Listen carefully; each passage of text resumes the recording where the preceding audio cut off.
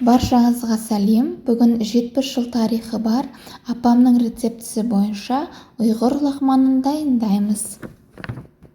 Бір жасағанда шығатын рецепті қабыл алыңыздар. Міндетті түрде жасап көріңіздер. Өте дәмді, ресторандардағы лағмандардан кем түспейтін үй лағманын дайындаңыздар. Рецепті толығымен қарап, менің каналыма лайк басып, комментария жазып, каналыма тіркелуді ұмытпаңыздар. Дәл осы рецепт бойынша сізде 8-10 порция лағман шығатын болады. Алдымен қамырымызды илейміз. Ол үшін салқын суға тұзымызды салып толығымен ерітіп, қап-қатты қамыр илейміз. Илеген қамырымызды салафанға салып, бөлме температурасына 30 минутқа тындырып қоямыз.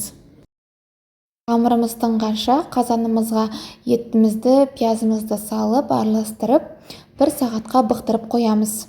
Етіміз қайнаған соң отын азайтыңыздар. 30 минуттан соң қамырымызды илеп, қайтадан салафанға салып, 10 минутқа тындырып қоямыз. Қамырымыз дәл видеодағыдай болуы керек. Қамырымыз дайын болды. Енді оқтаудың көмегімен осылай жайып алыңыздар. Сізге лағман созуға ыңғайлы болу үшін дәл видеодағыдай дөңгелек қамырымызды осылай кесіп алыңыздар. Кескен қамырымызды дәл видеодағыдай созып дөңгелетіп отырасыздар. Қамырымыз жабысып қалмас үшін табамыздың астын майлап және де қамырымыздың үстін, әрбір қамырымыздың үстін осылай майлап отырамыз. Қамырмен тура осылай жұмыс жасап шығамыз. Әрбір салынған қамырымызға кезек-кезегімен май құйып отырыңыздар, міндетті түрде. Осылай дізіп болғаннан кейін табамызды төңкеріп, қамырымызды 5 минутқа тындырып қоямыз. 5 минуттан соң қамырымыз толығымен тынып үлгереді.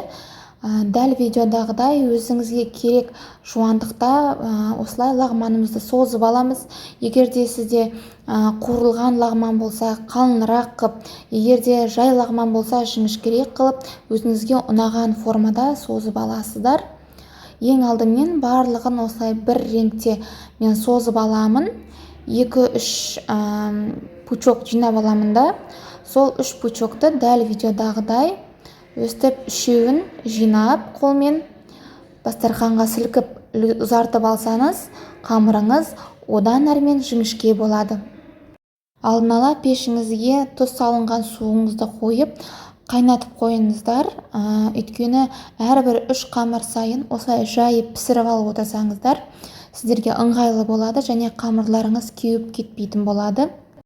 Дастарханыңыздан лағманның кеспесін шаңғышқаның көмегімен алып, осылай дәл видеодағыдай қайнаған суымызға шаңғышқаның көмегімен бір-бірінен ажыратып алыңыздар. Сол кезде біздің кеспеміз жабысып қалмай біркелкі пісетін болады. Қамырымыз өте тез піседі, 2-3 минутта пісіп қалады. Піскен қамырымызды сұп-суық суға салып, мұздатып алған соң, судан алып, үстінен шемішкені майын құйып, үстін жауып қойыңыздар, кеуіп қалмасын.